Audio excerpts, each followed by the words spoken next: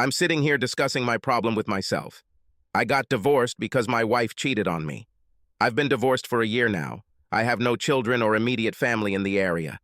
I'm telling you this because I want another man's wife. I don't know if it's love, need, lust, infatuation, or just the desire to have her. I do know that revenge is part of it. You see, I don't know her that well. I often meet her when I go for lunch. She works in the same building as me. I tried to find out as much information about her as possible. I'm going to get her, but my problem is, then what? In some ways, it's a terrible feeling, wanting someone so badly that I would be willing to take her by force, if necessary. So far, I have found out that she is about 30 years old. Nice petite build. Breasts that stick out from under her blouse without a bra. She wears miniskirts or tight pants. There are never any creases in her pants, so she either wears a thong or goes without underwear. As far as I can tell, she's married to a loser. She has no children and is something of a flirt. Her husband is a loser because he doesn't know what he has and is willing to risk losing her. The worst thing about him is that he ruined my marriage. He slept with my wife, and now I will make him pay by possessing his wife. I think that if I take her and have sex with her, I will be doing her a favor. In case you haven't figured it out yet, I'm nuts. A real son of a bitch. I've been like this ever since I caught my wife cheating. One day I came home from work early and just walked into my house. I didn't really pay much attention to anything and just went into my bedroom to change clothes. There, in the middle of the bed, lay my wife, spread out on the floor, while another man owned the hell out of her. She saw me and screamed, and that pathetic bastard thought he had done a good job on her. He was just reaching the peak of pleasure when I grabbed him by the shoulders and pulled him away from my cheating wife. When I threw him to the floor and started beating the crap out of him, my crazy wife just kept screaming. I gave that pathetic bastard a pretty good run. When he started to get up, I dragged him to the door and threw him naked right into the street. I threw his wallet and car keys onto the grass, but not his clothes. He stood up, staggered to his car, turned into a bloody mess, and drove off. I never saw or heard from him again until fate intervened one day. Then I returned to the bedroom, where my pathetic wife was quickly getting dressed. She cried, "Kevin, this is not what it looked like. Please, let's talk about this. We can figure this out." "Not what it looked like," I said. "It looked like you had sex with that asshole in our bed. Did you sleep with him or not? Please, Kevin, let me explain." I interrupted her. "Either you slept with him or you didn't. What is this? This is not such a difficult question. Just answer it." I waited a few seconds and said, "Since it is so difficult for you to answer this question, our conversation is over. I'm going out for dinner. You have 1 hour to take whatever you want and get the hell out of my life. If you're still here when I get back, I'll beat the crap out of you and then throw your sorry ass out. That's it. You have 1 hour. This ends our conversation." Then I walked out the door. I waited 2 hours before returning. I hoped she would leave. You see, I'm a man of my word, and I would beat the crap out of her, even though she's a woman and my wife.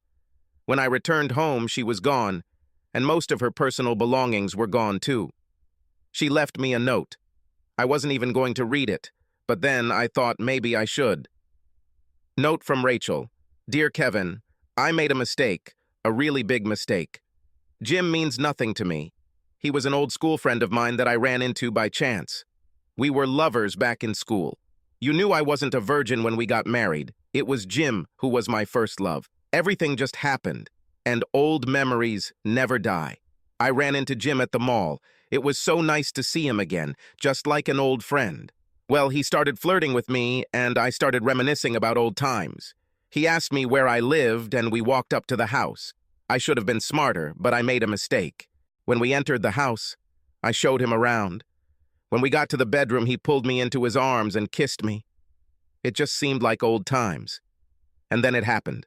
We started hugging like before, and then he took me. God, I wish this had never happened, but it did. I'm so sorry that I hurt you. Please take me back. I promise to be a good wife and never cheat again. I really love you, Kevin. I always love you, Rachel." The note hurt me even more. Now this idiot had a name. I loved my wife, but I'm one of those psychos who believes that love can be lost. In my case, it completely disappeared. This was replaced by revenge. Revenge isn't necessarily what you want. It's something you just have to do. I would have had mine. The next day, I canceled work because I had to switch our checking and savings accounts. I called most credit card companies and canceled them. I kept the two that were in my name just for any expenses I might incur. I'm a stubborn bastard and I'm not afraid to admit it. That's just the way it is. Rachel's father called and asked what the problem was between me and Rachel. I got angry and said, "What the hell is happening to you? Don't tell me you didn't have the courage to ask your own daughter about it." "Well, George, I caught your precious, cheating daughter having sex with one of her friends in our bed. I'm not one to forgive, so I kicked her out the door. She had a chance to take everything she wanted, and I won't give her another dime. If she wants to go to court and air her dirty laundry, that's fine with me. Otherwise, leave me the fuck alone." Then I just hung up. 2 days later, Karen, Rachel's younger sister, called me and asked if I could talk to her for a few minutes. I told her, "Go ahead and say I'm listening." She started saying that Rachel was so sorry, until I cut her off. "I don't give a damn how sorry Rachel is. Is there anything else you want to say? If you say Rachel's name again, I'll hang up. Your cheating sister is no longer in my life." Karen asked if there were any other personal items left in the house that belonged to her sister. I just told her that her sister had an hour to take whatever she wanted with her. If she forgot something, it was too damn bad. Karen mentioned a few things. I was starting to get angry again, so I answered in the only way I knew how. "Karen, I'll tell you what. You come here and give yourself to me on my bed, and I will let you take whatever you want for your precious sister." She screamed back, "You pathetic son of a bitch! How dare you talk to me like that? Wait until I tell my husband, and you can deal with him. Does this mean I won't have a chance to fuck you? I always thought that you would be very good at making love. Well, then this pitiful semblance of a husband came here. I wasn't afraid of this weakling. He was simply a friendly person towards his wife. I doubted I would ever see him at my door. I heard someone in the background talking on the phone. I knew it was Rachel. Karen must have handed her the phone. All I heard was, "Kevin, you son of a bitch." And then I just hung up. I contacted my lawyer and asked him to fill out the necessary paperwork without giving Rachel anything. We rented a house, and each of us had our own car. Otherwise, I just kept savings accounts. Rachel never struggled with divorce. I made it clear that I would not talk to anyone in the family except Karen, and then only if she complied with my demands. Damn, I was a tough nut to crack. Karen was a beauty. She was a little prettier than her sister Rachel. Both were attractive women, but Karen was several years younger and probably made love much less, given her weakling husband. I was preparing to move out of the house, and the divorce was already final. I called Karen on the phone and asked if she would like to pick up a few of her sister's personal items. That I'm moving into an apartment and don't want to carry her crap with me.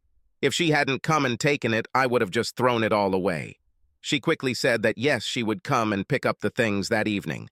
I told her to either come alone or bring this pathetic version of her husband with her. Under no circumstances should Rachel have been standing at my door. When Karen showed up at my door that evening, she was alone. I asked about her husband, but she said he was busy.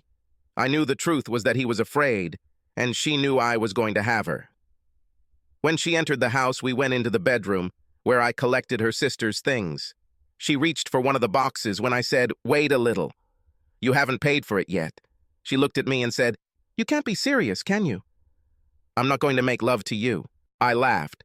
"No, not love, just ordinary unbridled sex. You've been thinking about this for a long time." Then I grabbed her as she hit my chest. I said, "Come on, Karen, you're not fooling anyone. It's just you and me." Then I kissed her. I slid my hand down her leg, under her skirt, and moved my hand back up her thighs. She wasn't wearing underwear. She removed her hands from my neck, and I pushed her onto the bed. "Tell me what you want, Karen. Tell me that you want me to take you. Come on, Karen, say it. Please take me, Kevin. Take possession of me. Please put on protection, Kevin. That's all I ask." "Fuck you, available girl. You are just like your sister. I will take possession of you, but without any protection, and you will receive the full load." "Well, Karen, what will it be?" By this time, she was feeling hot. I took control of her, then simply zipped up my pants and looked at her. I walked over, grabbed a couple of boxes of her sister's things, and headed to her car. When I returned, she started yelling at me. "You son of a bitch! You just use me for your pleasure! How can you be so cold, so callous? What happened to you? Where is the funny Kevin who was once here?" "He died. Your sister killed him. She did to me what I just did to your husband. I made him a cuckold, a weakling. You got what you wanted, just like your sister. Now take her things and get the hell out of my house. Don't forget to tell your husband that you cheated on him when you get home. He's probably weak enough to stay with you. By the way, I don't want anything to do with you anymore. I can't stand a cheating wife. You have all your sister's things, so there shouldn't be any reason for you to come back." She called me a bastard, grabbed the last box of things, and left my house. She was damn good at sex, but I knew I only wanted her to get back at her sister. Sex can never replace love. This just can't be true. It seems to be building up in you. It's all you think about. To take revenge, to get even, to make the criminals pay for their actions. This was my goal. I knew this wouldn't solve my problems. I knew it, but it was just something I had to do. Whether I was right or wrong, I was going to take revenge. Her name was Carly, a cute petite girl that I saw every day. Sometimes you have a desire, a feeling that you cannot get rid of. That's how I felt when I saw this girl almost every day. She came to the restaurant with her girlfriends. They were all laughing and seemed to be enjoying their lives. One of the girls she had lunch with was Marcia. I knew her for many years. We were friends, but not very close. Something like, "Hi, Marcia, how are you today?" Like friends. Marcia knew about my divorce. In a small community, almost everyone you know has heard these rumors. One day, when Marcia came into the restaurant alone during lunch, I invited her to have lunch with me. I wanted to talk to her. She sat up, a little alarmed. I told her it was only for lunch and that I was tired of always eating alone. We talked about her family and how the children were doing. She told me about her husband's promotion and everything in general. She asked me about my life and how things were after the divorce. Everyone knew that Rachel cheated on me, but no one knew with whom. If anyone ever had the courage to ask, I just told them I didn't know who it was, and it didn't really matter. I asked Marcia about the new girl in their office. She told me her name was Carly.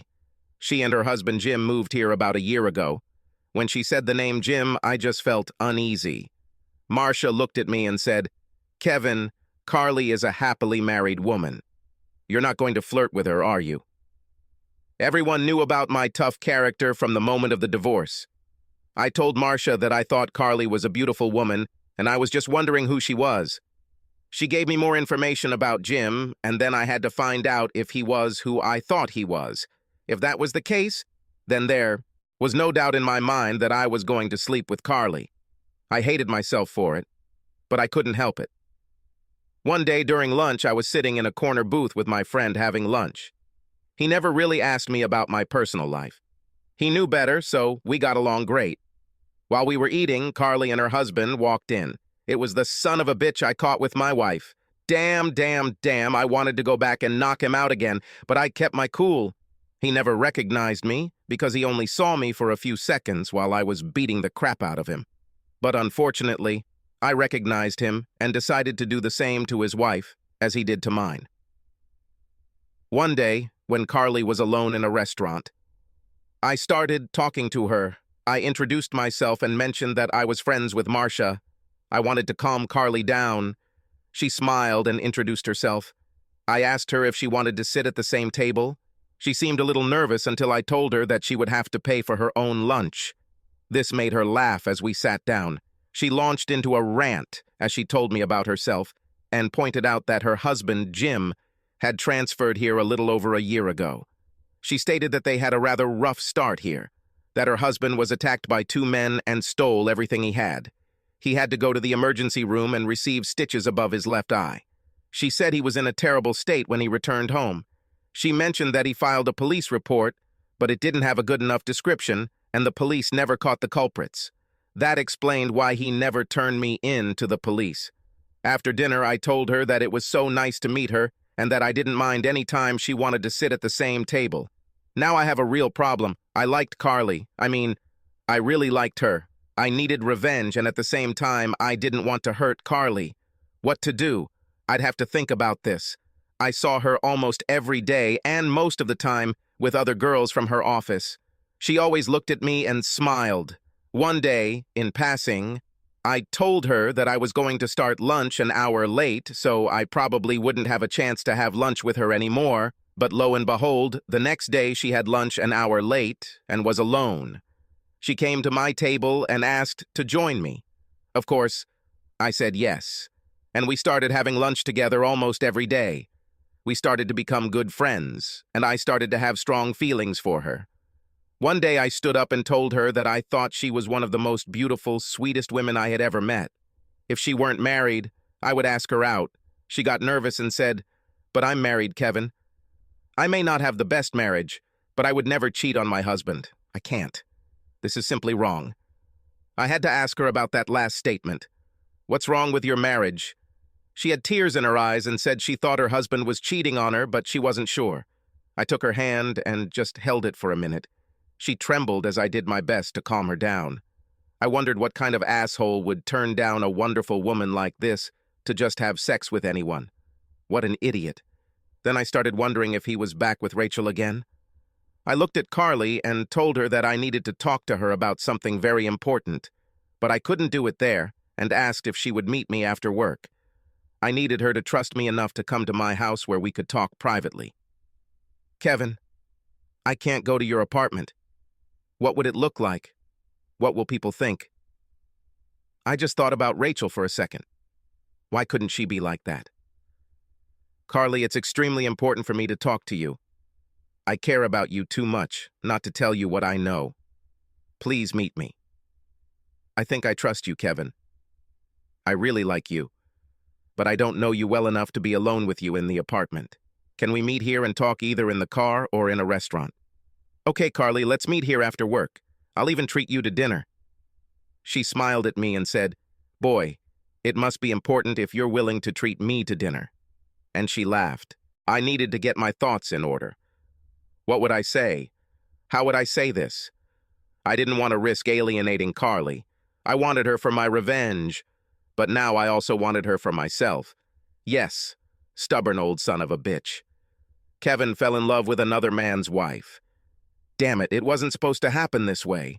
I just had to take her in front of her husband and then laugh at him. Why did it have to be her? Damn it, we met for dinner. She told me that she talked to Marcia and was told about my divorce and how I caught my wife having sex with another man.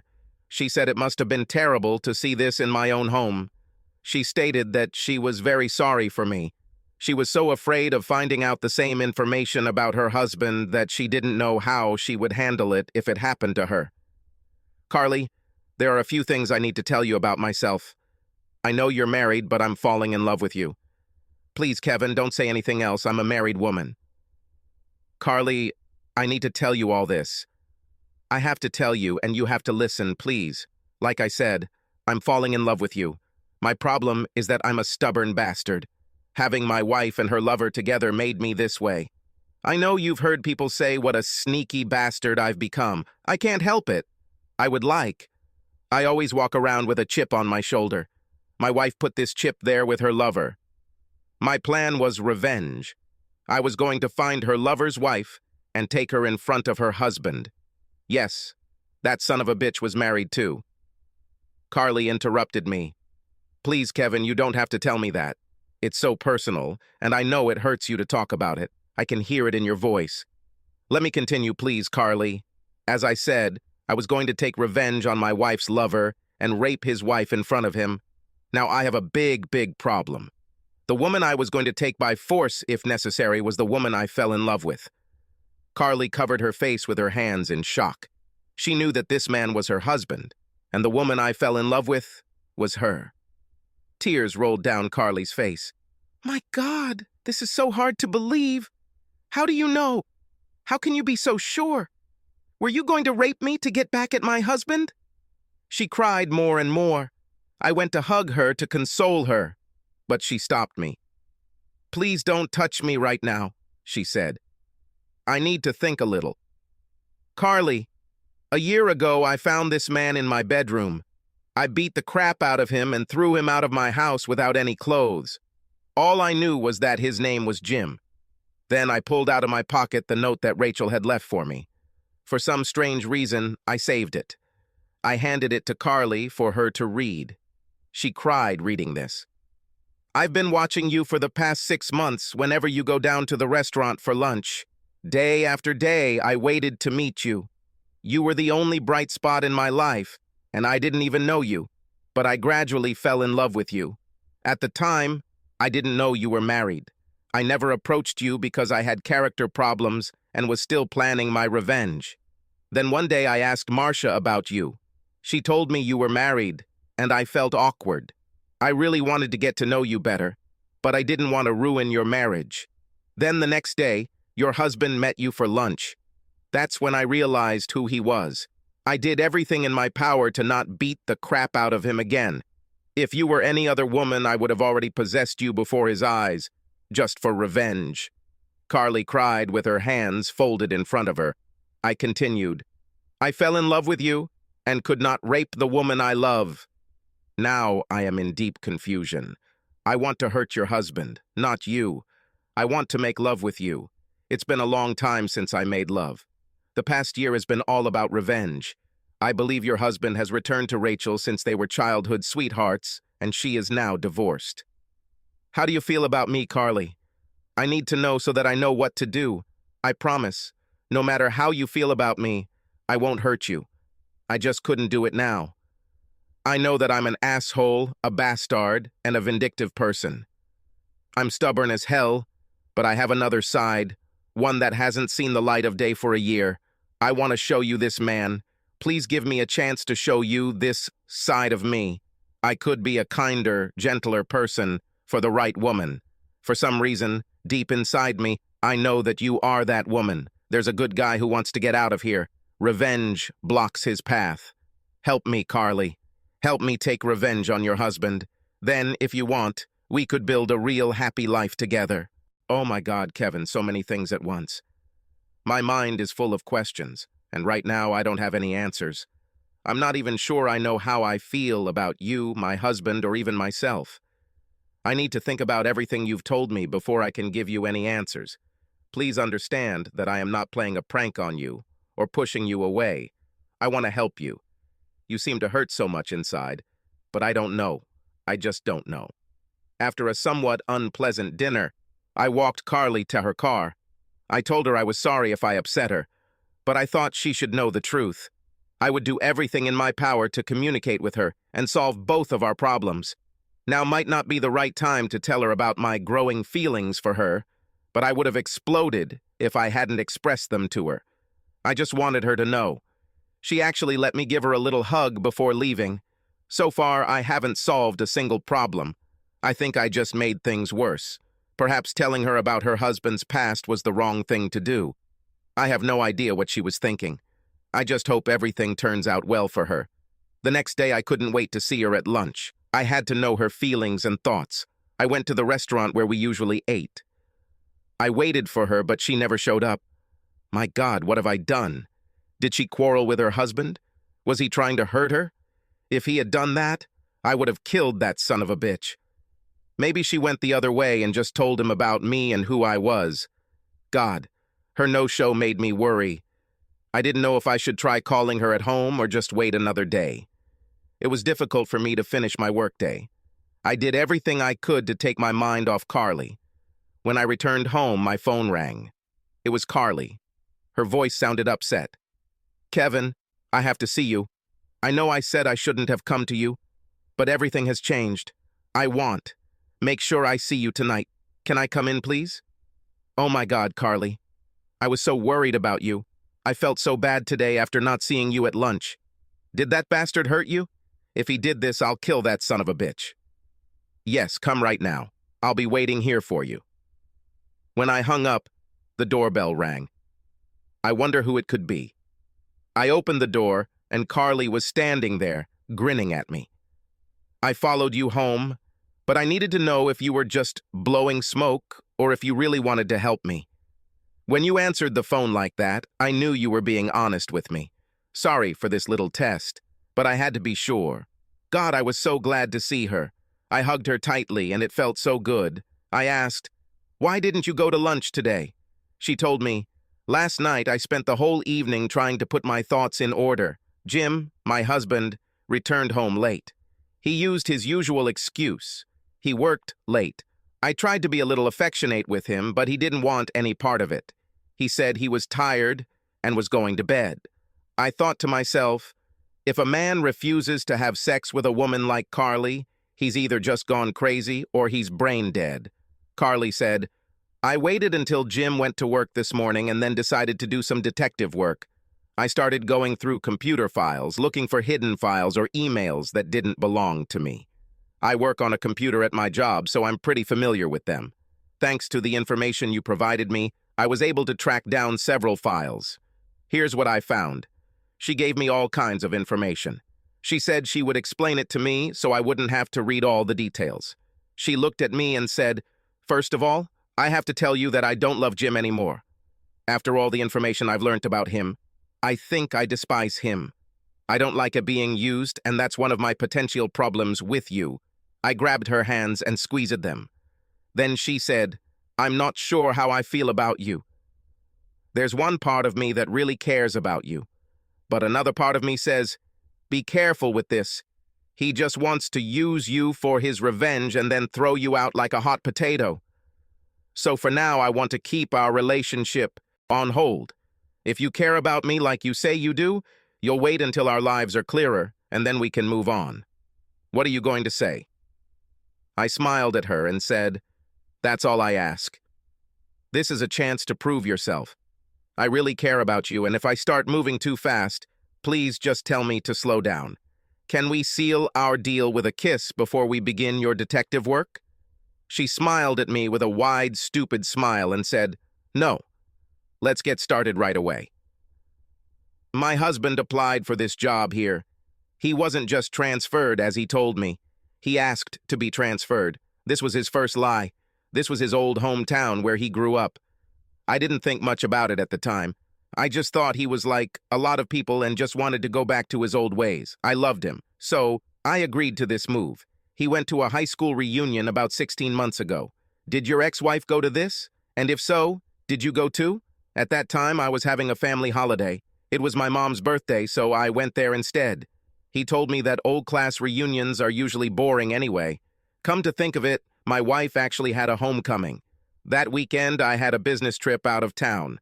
I asked her if she wanted to come with me, but she said she wanted to see all her old friends. I never thought about it until now.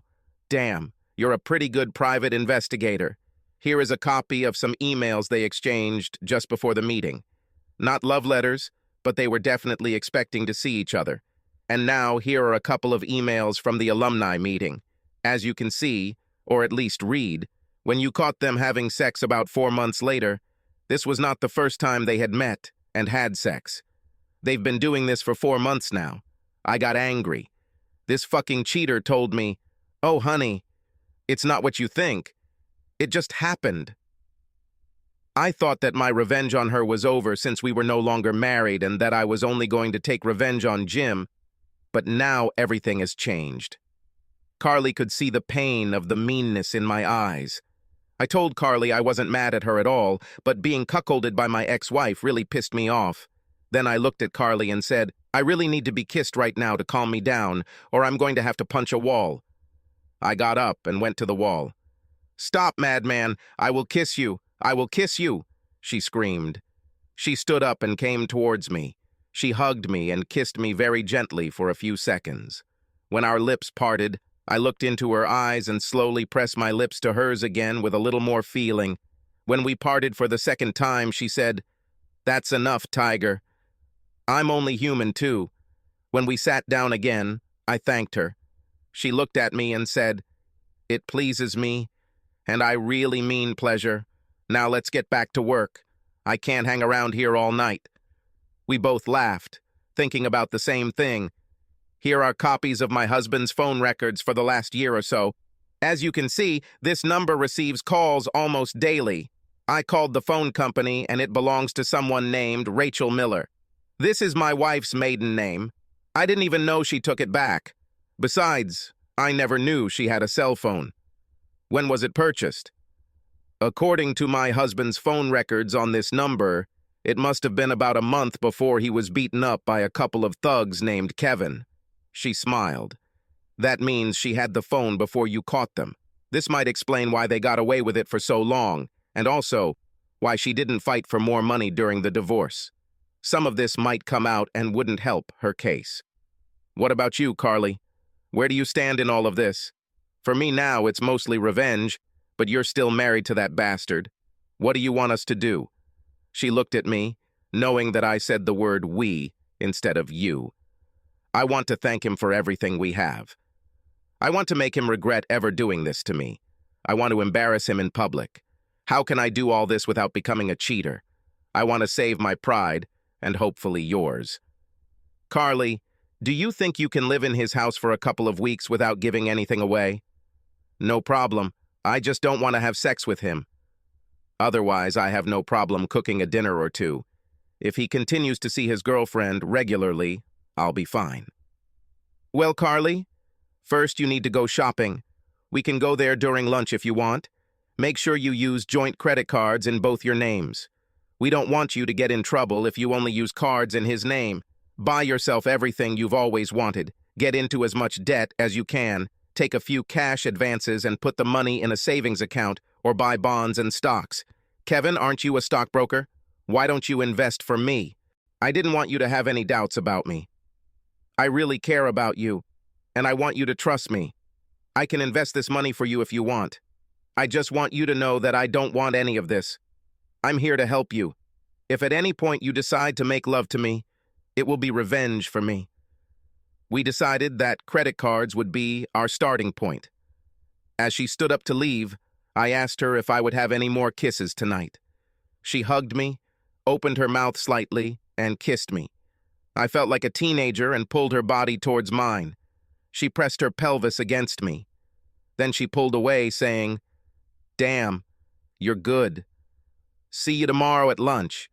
She smiled and got into her car. The next day, instead of lunch, we went to a couple of banks. Using her joint credit cards, she took out thousands of dollars in cash advances. This would give her a month to complete all of her transfers before her credit card bills are due. She was smart.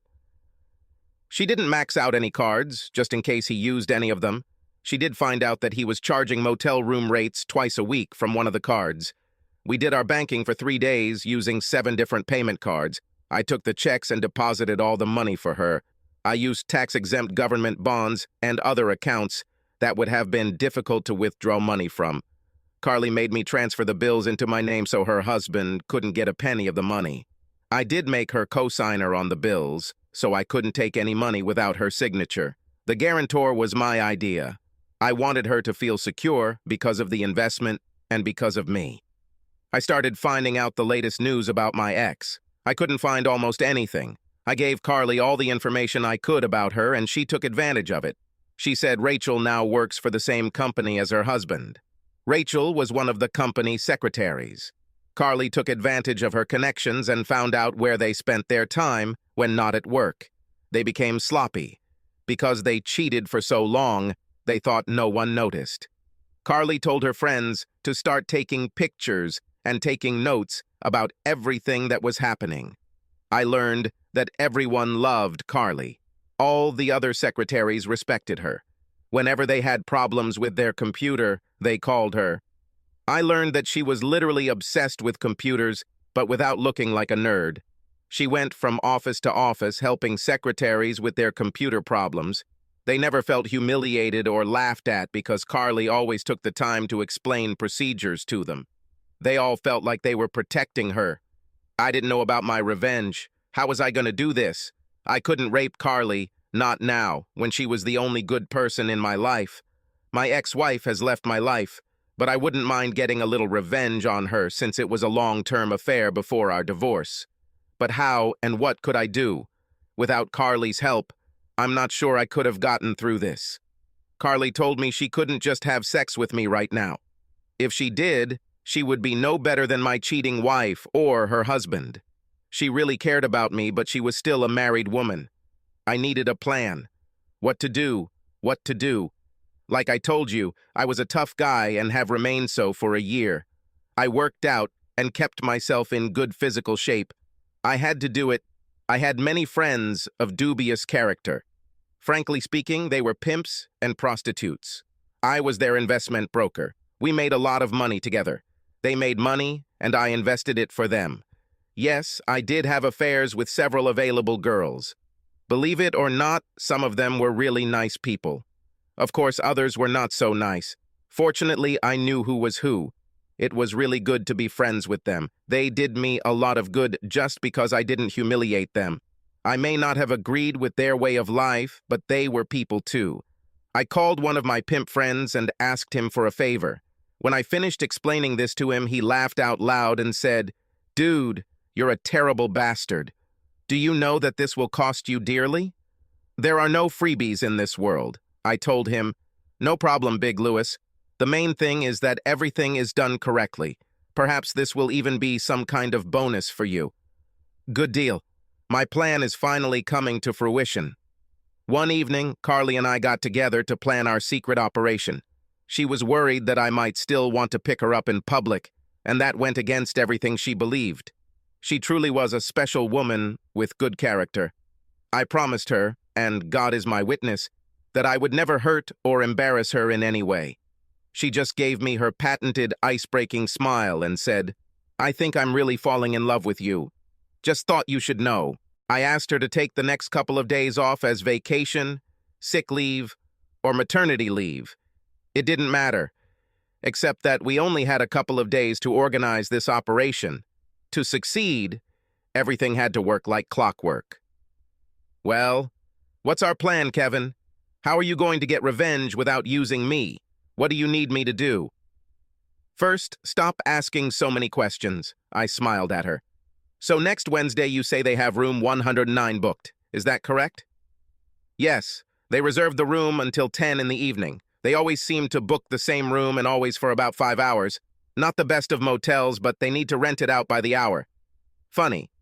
The way Jim made love to me, he could have rented it for 15 minutes and saved a lot of money. Okay. Now, tomorrow I'm going to book the same room for Wednesday morning. I'm about to set up a remote control VCR. While I'm at it, you need to meet with my lawyer. Sally Hawk is the best damn take-no-prisoners lawyer. This is what you want to write down. This will be your divorce decree, stating that you want a divorce under the circumstances. Then by Wednesday night, you'll have to get Jim's signature on it. How do you know he'll sign it, Kevin? What if he says no? What will I do? Don't worry, Carly, I'm pretty sure he'll sign it. The consequences are too great. Do you want me to tell you the whole plan? Or do you want to wait and be surprised? Oh my God, Kevin, you're driving me to a nervous breakdown. I don't think I could wait to find out anything. You seem so excited and it rubs off on me. The only thing I want you to touch me is myself. You are so special to me that I want you as much as I want this revenge. We will take revenge. This is for both of us. Then I just hope that you feel the same way about me that I feel about you. Then my revenge will be complete. Are we really going to completely ruin their lives, Kevin? I don't feel very good about this. I just kind of want to get even. We're going to throw their lives into chaos, but their lives will go on, unless they're stupid enough not to sign your divorce papers. Okay, honey, here's my plan. They usually meet between 5 and 6 o'clock. Since Jim usually gets there about half an hour before Rachel, we're going to work on him. My friend Big Louie is coming to see Jim. Sally and Sue will be with him. These are girls of easy virtue who are currently not working due to a severe case of syphilis. I'll pay them for unprotected sex with Jim. Both of them. Big Louis is here to make sure he takes care of his women. The last thing Jim wanted to do was cross Big Louie. How do you know these people, Kevin? They are my clients. They bring in a lot of money, and I help them invest it. Of course, when Rachel arrives, she will have a choice. Get hold of her lover, Jim, or Big Louie will have a blast. Now, during all these sexual acts, You and I will sit in the van and control the remote control. Then, when the time is right, you will go in, catch them red-handed, and demand a divorce.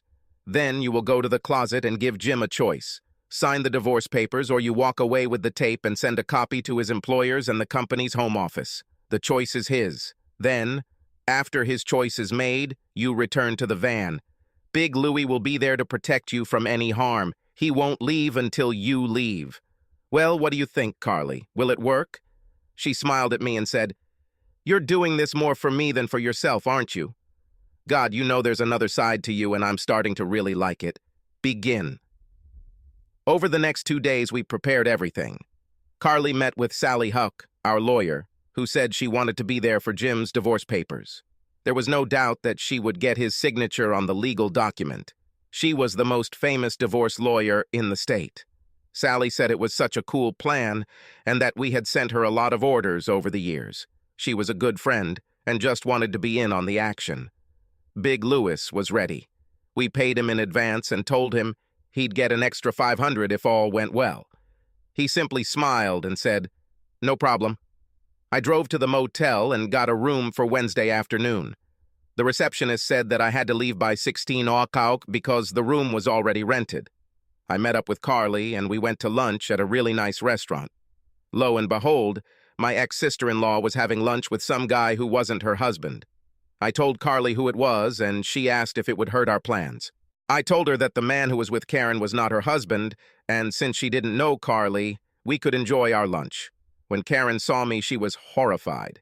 Caught, so to speak, at the crime scene. I could see that she was very nervous and was wondering who I was with. Carly looked great. Her breasts were hanging out, she had no bra, and her skirt was about 4 inches above the knee.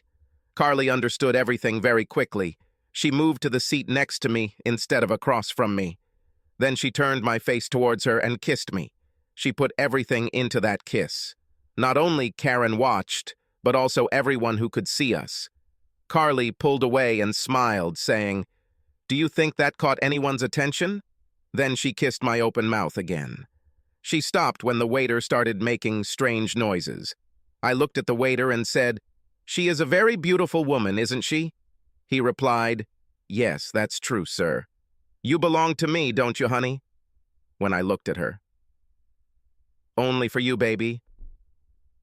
"I belong only to you," she smiled. God, I hoped it was true, but I knew she was putting on a show, so my ex-daughter-in-law would have something to say to Rachel. Karen never came to see us. God, I wonder why. Carly and I finished our lunch and headed out the door. We went to an electronics store and picked out the equipment we needed.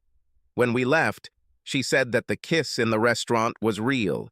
She said that she was not joking, although she did it to spite my ex-daughter-in-law.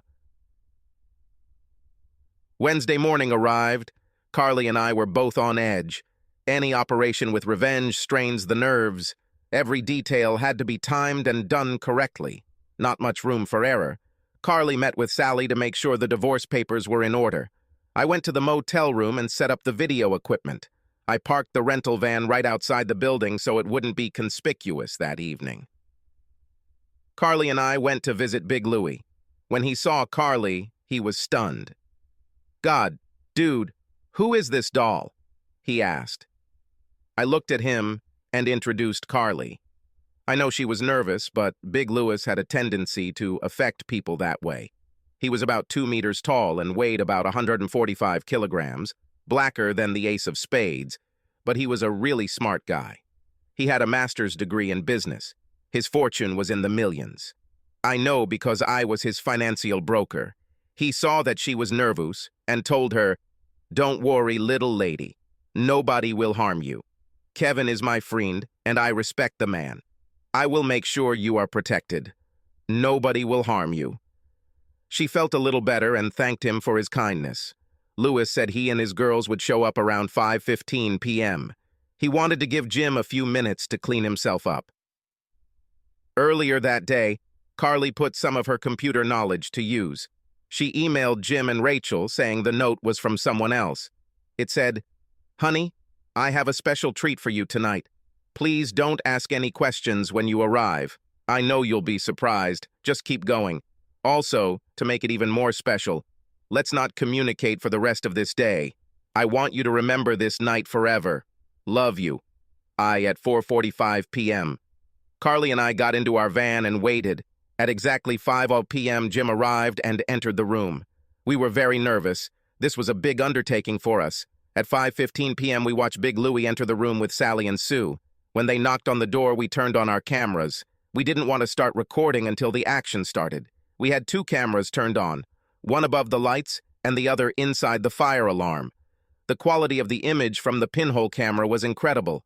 I had to remember to come back tomorrow and pick up my video cameras. Carly and I were nervous as hell when Big Louie knocked on the door. When he opened the door, we heard Jim ask, "Who are you?" Louis explained, "I was paid to bring 2 of my women into this room for some sexual stimulation." Jim said, "It must be some kind of mistake." Louis then asked, "Are you having trouble having fun with my ladies' mate? Are you Jim Nelson?" Jim said yes, but he wasn't expecting company. Louis told him that they were paid in advance to come into this room and have sex with its occupants. Louis told him that they are not a charity and do not give back any money. He then pushed his way inside and told his girls to help Jim undress. We have started recording. Jim was nervous and it showed on the tape. He thought it was a surprise that Rachel had planned for him since he had received the email earlier. So he went and took off his clothes. A little information about Sally and Sue. Sally was black and Sue was white. They were truly attractive women, despite being approachable girls. They were good at what they did. Of course, the only problem was that they had syphilis at the time, and it was very easily transmitted through sexual contact. These girls laid Jim naked on the bed and rubbed him all over his body. Big Louis just sat back in the big chair and watched. The girls were good. Carly watched them through our remote control. She was both sad and happy at the same time. She saddened that her husband, with whom she lived for 5 years, decided to cheat on her, and at the same time, glad that her revenge has begun. There was a knock on the door, and Big Louis opened it to find Rachel standing in the doorway. He told her to come in. She asked what was going on when she saw her boyfriend Jim lying on the bed with a black woman. Walking into the room, she didn't know what to think. All she knew was that Jim had sent her an email saying something special was going to happen that night. When she entered the room, Big Louie told her to undress. She was scared, looking at this big black man telling her what to do. He told her he had no intention of touching her. He was simply there to protect his girls. Sue looked at Rachel and told her that they didn't have all night and that she should hurry up and get undressed. Not knowing exactly what to do, Rachel began to undress. Sue, who was wearing only her bra and panties, helped Rachel undress. Sue sat Rachel down on the edge of the bed, then stood in front of her and pressed herself against Rachel. Rachel screamed.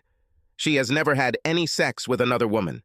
She thought this was Jim's plan for her, so she let it happen. The cameras recorded everything, sound and video. Both Jim and Rachel were over the moon. Once Rachel had recovered from her pleasure, Sally and Sue got out of bed and began to get dressed. There was a knock on the door of our van. It was Sally Hawk, our lawyer. She asked how things were going and then looked at the monitor. Jim took Rachel with all his might and both transferred their venereal disease onto each other. Sally and Sue returned to their car and waited for Big Louis. They did their job well. Big Louis was waiting outside the door to protect Carly and Sally Hawk in case they needed him. Carly and Sally walked to the door at the same time. Carly entered the room first. "You damn son of a bitch! You're a worthless piece of crap! You're a fucking lying idiot!" Carly used every curse word she had ever learned. "I want a divorce, and I want it now." Jim and Rachel stopped what they were doing when they saw Carly at the door yelling at them. They knew they were caught red-handed. They could not explain how they could get out of this situation. Carly continued talking. "Why, Jim? Why wasn't I good enough for you that you got involved with this woman? I knew you were having an affair. I was hoping that you would put it out of your head, but no, you continued and continued to do this. I'm over it. I want a divorce, and I want it as soon as possible." Then Sally Hawk came in. "Jim, This is my lawyer, Sally Hawk. She will tell you the terms of the divorce decree. I expect to begin divorce proceedings tonight, so I can get you out of my life as quickly as possible, so you can get your girlfriend. Jim and Rachel got out of bed and started getting dressed. They didn't have time to shower, so a venereal disease was probably starting to set in. I'm Sally Hawk, Carly's lawyer. The conditions for divorce are very simple and very clear. 1. Carly will go home tonight, and she will have 24 hours to pack everything she wants. You won't be there tonight. After 24 hours, she will never return to the premises. This is an apartment rental in your name, so you can get it. 2. You will be responsible for all bills due before today's date. This includes all credit cards held in your name or jointly by both of you. Carly will deal you all the joint cards tonight and will never use them again. She will be responsible for any cards in her name only. 3. Each of you has your own vehicle and will each be responsible for insuring and paying for your own vehicle as well as for its maintenance. 4. Finally, your savings account with a balance of $8,000 will go to Carly. Tomorrow she will withdraw money from the account. You have a retirement fund that contains over $80,000. Carly has one for $15,000. In that, you will both be able to maintain your own retirement funds. If you agree to these terms, you will have to sign the decree tonight. This is irreversible. Neither of you will be able to make any changes once it is signed. Carly has already signed it. Just sign it on the line that says husband. Sally handed him the document for him to look over and sign. Rachel sat and watched. Jim said, "What if I don't sign this tonight?" "What are you going to do?" Sally said, "The document you are holding in your hands will be canceled in 5 minutes when I leave. Then we will go to court and demand the same benefits, except we will make sure that we also get half of your pension fund. This is a good deal for you. I would advise you to take this." Carly walked to the closet, opened it, and took out a tape from the VCR. "This is a recording of today's events. This will be part of our divorce process." Jim said, "I'm not that stupid. You can't use this tape. You did it without permission." Sally started laughing. "You really are a stupid bastard. We will not use it in your divorce, but we will make copies and send them to your company and your company's home office. I'm sure they don't approve of their married employees having affairs." Jim took a couple of steps towards them when Big Louie re-entered the room. "You didn't mean to hurt my friends, did you, Jim?" Jim retreated.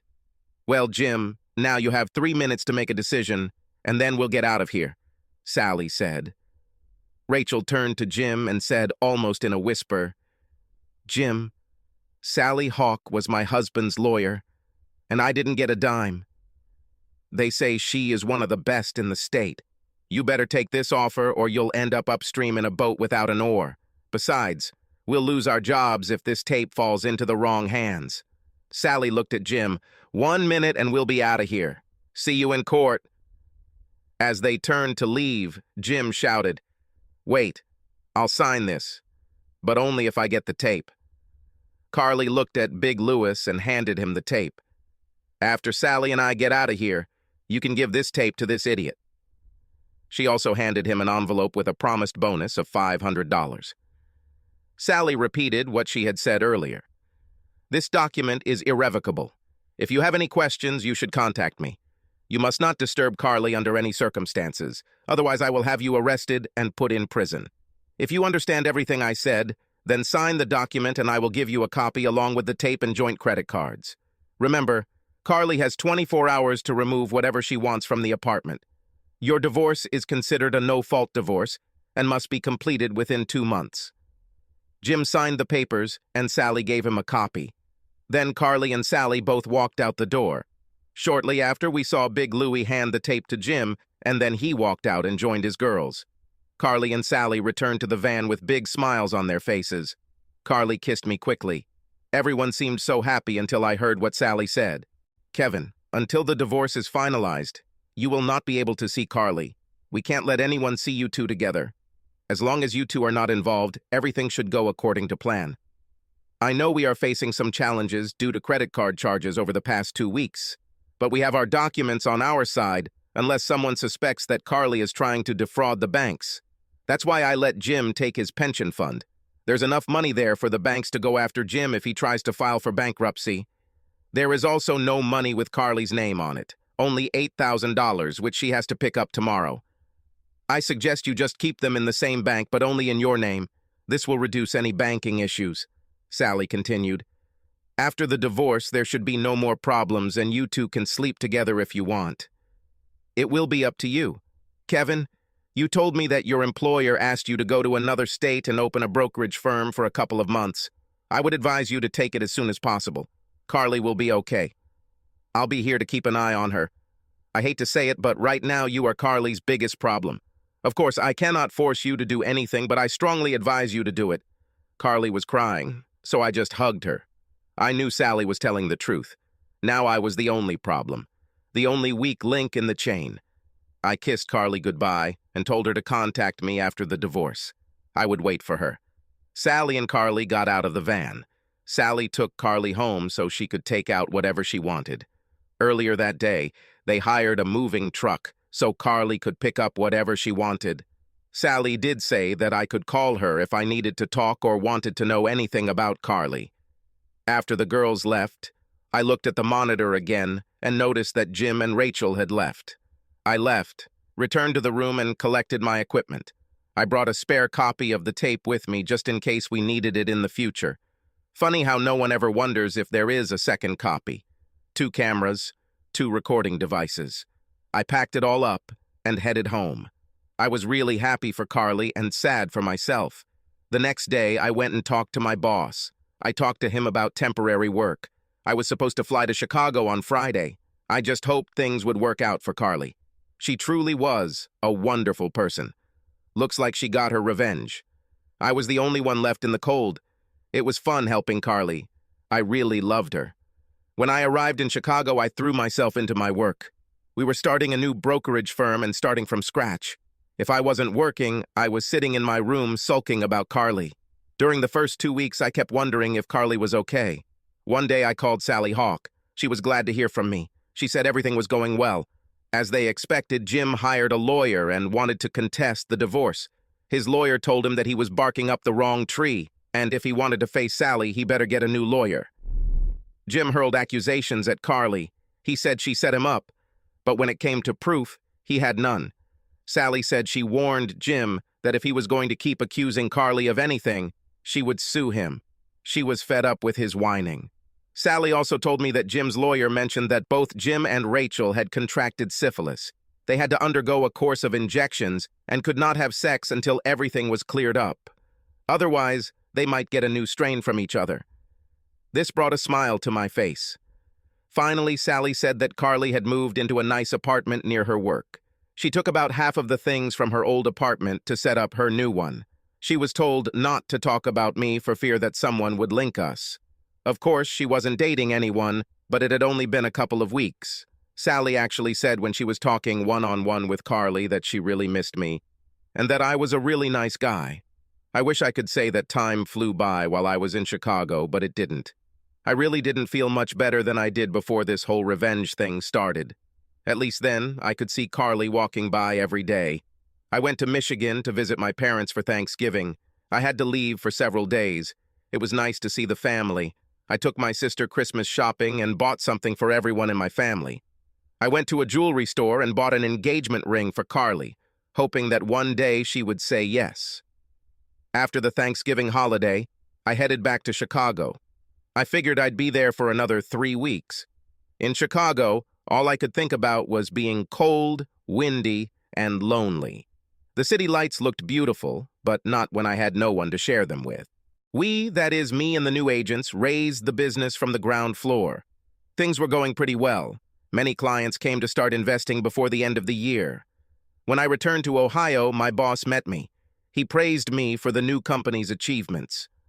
From a work point of view, everything was great. I just hoped that my personal life would be good too. As soon as I got back to my apartment, which was 2 days before Christmas, I called Sally Hawk. I haven't even had Carly's number since she moved. Sally was so happy to hear from me. She asked about the business and I told her everything went well. I asked her about Carly and how the divorce process was going. She hesitated before telling me that the divorce was final 2 days earlier. I asked her for Carly's phone number. She said she wasn't allowed to give it to me, but she would call Carly and let her know I was back in town. I thanked her, and she wished me good luck. I wasn't quite sure how I should feel. Carly was now divorced. I had no idea what she had been thinking about for the last few months since I left for Chicago. I had the brilliant idea of going to our favorite restaurant where we met for lunch every day. I went there in the hope of seeing her. My friend Marcia saw me and waved. I invited her to join me. Maybe I could learn a thing or two. Marcia started saying how nice it was to see me again. She heard that I was opening a new agency for a company in Chicago. We chatted as usual and talked about the holidays that start tomorrow. She told me about her family and how well everything was going. I asked her if Carly was still with the company. Marcia said yes, but that she and her husband had recently divorced. Everything happened so quickly. She stated that Carly must have taken it quite hard because she didn't seem that happy right now. She refused to date and spent most of her time working. Marcia said she felt sorry for her, but it was just something she had to deal with on her own. Everyone still loved her and hoped that someday she would find the right guy. She deserved better than a cheating husband who was caught with another woman. I asked Marcia if Carly was working today. She said she was there, but she got a call about an hour ago, and instead of having lunch, she left for the afternoon. She won't be back until next week after Christmas. I wished Marcia a Merry Christmas and asked her to send my greetings to her family. Then I got up and went home. There was nothing on the answering machine.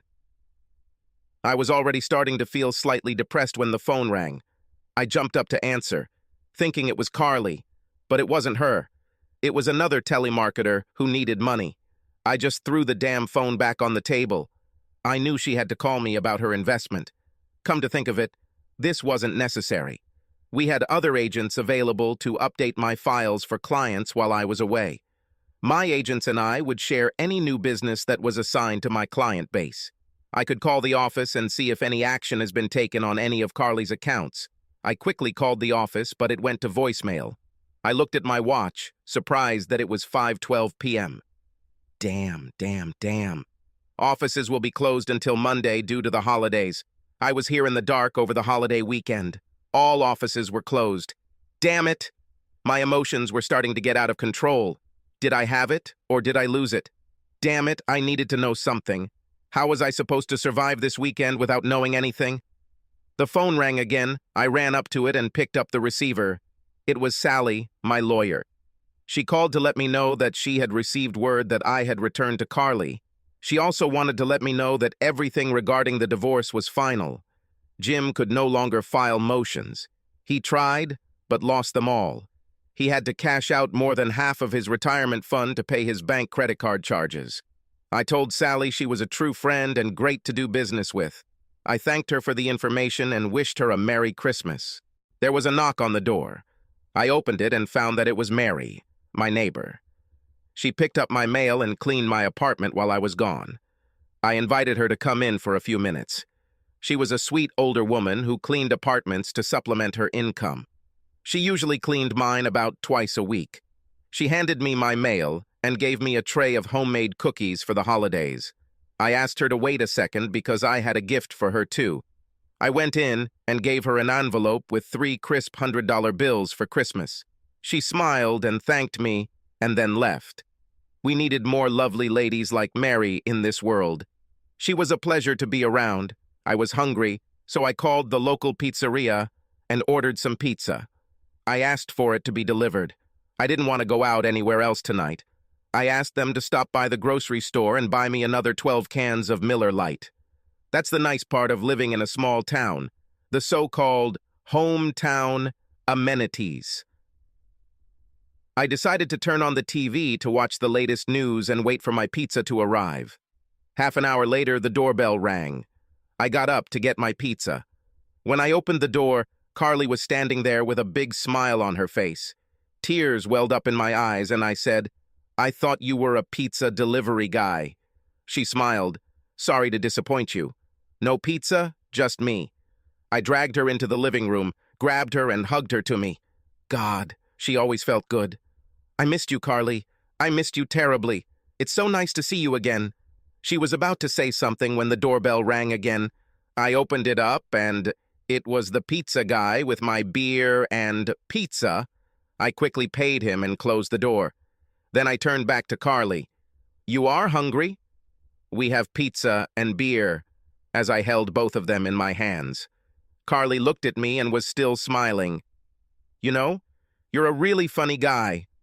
I was fully prepared for what I was going to say, and here I am, and I can't even think straight. "I need to tell you a couple of things, and then we can eat the pizza while it's still hot. I know you hate cold pizza." "Okay, big guy. I missed you too. In case you haven't heard it yet, I am now a divorced woman. I just found out today that you are back. I didn't mean to leave you a phone message. It would be too tasteless. I needed to talk to you in person. I left work early after Sally called to tell me you were home. I went out to buy you something like a Christmas present. You'll see it after we finish eating. It's not every day you go out of your way to buy me dinner, so let's eat." As I was getting us a couple of paper plates, I asked her what type of gift they were. She simply smiled her ice-melting smile and said, "Then you'll see. Now eat your pizza and pass me the beer." She laughed. While we ate, we talked about her work and how well it was going. I told her about the agency we had opened and explained the details.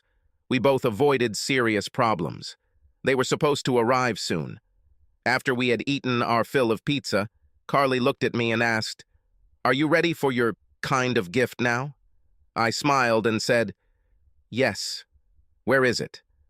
Carly held up a small bag the size of a lunchbox. "I'll be right back," she exclaimed. When she left the room, I put the pizza and beer on the counter and walked over to the drawer where I kept the ring I bought for her. I took it out and put it in my pocket. She shouted from the bedroom. "Are you ready?" I shouted back, "I think so." When she came in, she said, "I bought this something like for you today. You can unwrap it if you want." She stood there in a lacy red silk bra and lacy red silk bikini panties. She even had a little red silk lace bow in her hair. She looked at me and said, "I am no longer a married woman, and now I would not cheat on any husband. If you want your present, we can go into the bedroom and you can unwrap it." Tears were streaming down my face. This is the woman I've wanted for over a year. She stood offering herself to me. I looked at her and said, "On one condition." I reached into my pocket, pulled out a ring, and said, "If you marry me." She began to cry and ran to me as I began to hug her soft, warm body. She screamed, "Yes, I will marry you. Yes, yes, yes, God, how I loved you." I picked her up and carried her to my bedroom. I put her on the bed. What a beautiful, sexy sight she was, just laying there. I stripped down to my underpants. This was supposed to be our first time together. This had to be good. I knew it would be. I took my time, kissing her neck tenderly. Everything I was going to do from then on was going to be as gentle as making love to an angel. She raised her arms above her head as I began to kiss the valley between her breasts. She smelled wonderful. I think she said it was white diamonds. Oh my God, she smelled so good that I wanted to swallow her, but I promised to continue moving carefully. I kissed her breasts while unclasping her lace silk bra. I brought it to my nose, inhaling the heady aroma for just a second. I slid one hand down to her flat stomach. She was so sexy. I felt her suck in air every time I pressed on her stomach. She was getting hot. As I descended, I could smell her feminine scent rising from the valley below. Carly didn't say anything, just something like a moan. However, I could feel it in the movements of her body. I stood up and slowly finished unwrapping my gift. When we finished, she whispered, "Kevin, I love you so much." We fell asleep. We must have slept for quite a long time. When we woke up, the house and room were completely dark. It had been a long time since I woke up next to the woman I wanted next to me. I had to get up and pee. I couldn't wait any longer. Carly stood up while I was in the bathroom. Carly rummaged through my dresser drawers and pulled out a long t-shirt to wear. The shirt has never looked so good. Carly showered and freshened up while I briefly put the leftover pizza in the refrigerator. It always tasted better out of the oven. While we ate the pizza, we talked some more. I asked Carly when she wanted to get married. She replied that she would like this to happen as soon as possible. She didn't want to wait. By then it was around 10 p.m. I called Sally Hawk at her house. In response, she asked, "What's the matter, Kevin?" She must have had caller ID. I told her that Carly and I had a problem and maybe she could help solve it since she was a lawyer. "What's the matter, Kevin? I'll help if I can." "Carly and I want to get married as soon as possible, but tomorrow is Christmas Eve and we need a judge to marry us. Do you know anyone?" Sally started laughing. "So, Carly called you, didn't she? I'm happy for both of you. Meet me tomorrow morning at the courthouse. We'll get your marriage certificate, and then we'll go to my house. You see, Mr. Hawk, my husband is a judge. I know that he will marry you. See you tomorrow at 9:00 sharp." The next morning, Carly, who was beautifully dressed, and I, dressed in a suit, met Sally in the receptionist's office. We received our certificate and headed to Sally's house to get married. Her husband seemed like a pretty nice guy for a judge. You never know what to expect from lawyers and judges, but we knew Sally was the best. Carly doesn't have many relatives left in the area, just a few distant relatives. So we decided to head to Michigan and surprise my family with my new wife. To say they were happy or overjoyed would be putting it mildly. Enthused would be a better word. They all loved Carly. How could they not do this? She was definitely part of the family. Wow. Christmas turned out to be pretty good after all. We had to return after Christmas. We both had jobs, and now we had to move. We decided to live in my apartment. She had a month's rent anyway. Every day after work, we would move some of her things to my house. It was fun to do almost everything together. The girls where she worked were so happy for her. They said the old Carly was back. Marcia was a little shocked when she found out that I was her new husband, remembering that I was a tough guy and very vindictive. I remember Carly telling her, "Don't worry, Marcia. He's a puppy, and I love him very much." A big New Year's party was approaching. Almost all the successful businessmen from the area were present. I asked Carly, "Honey, do you want to go to the party of the year? Our first time that everyone can see us together. I want to brag about you. Besides, even our ex-spouses may be there." Carly thought for a moment, then looked at me and said, "Kevin, I love you with all my heart and I want everyone to know it." "Yes. We will go to the New Year's party, my dear husband." We went to a New Year's party. Carly looked stunning. She wore a red blouse that matched perfectly with her lace bra and red silk panties. Lace and silk don't make it much sexier, except the blouse has a really low neckline that shows off her ample bust. She was wearing a black miniskirt with a lace hem. She'll have to watch how she fits in that skirt. No matter how she sat, her thigh was visible through the side slit. She looked so good that she was dressed to the point of being slutty, but in a good way. Everyone wanted us to sit at their table, my boss and his group, Carly's friends, and even the few friends I had. Sally and Judge Hawk invited us to their table. That's where we decided to sit. I looked at Sally and told her that I had never seen a lawyer look so good. She looked fantastic. They introduced us to everyone else at their table. It was mostly judges and their wives, and they all seemed like pretty nice people. The music was loud, but it was New Year's Eve. Carly and I got up and did all the slow dances. Other men asked Carly to dance, but she always answered, "Not this year. I only want to dance with my husband." This was our year to be together.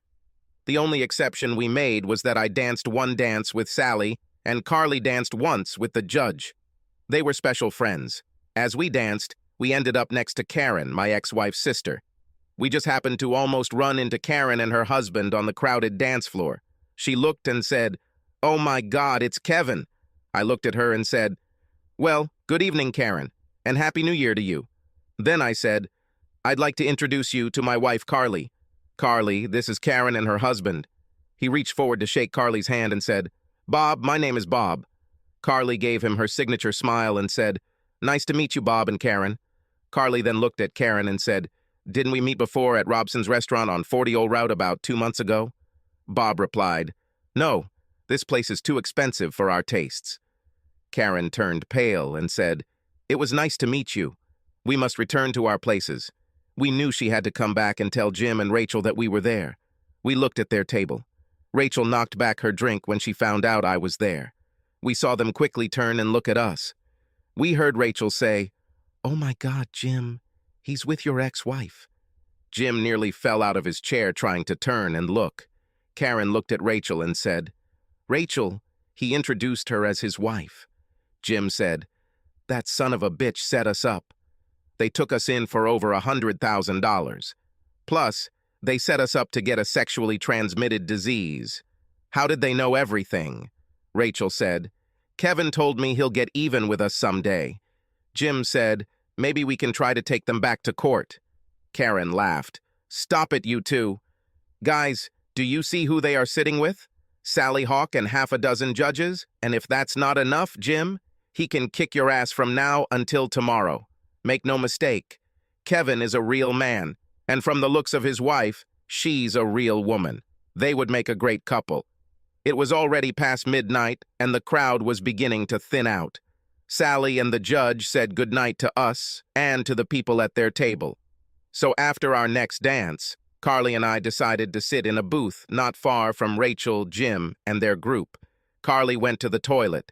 When she returned, she looked at Jim and Rachel, who seemed to be looking at her and me from under their brows. Carly asked me if I was ready. I looked at her and asked, "Ready for what?" "Should I go home, honey?"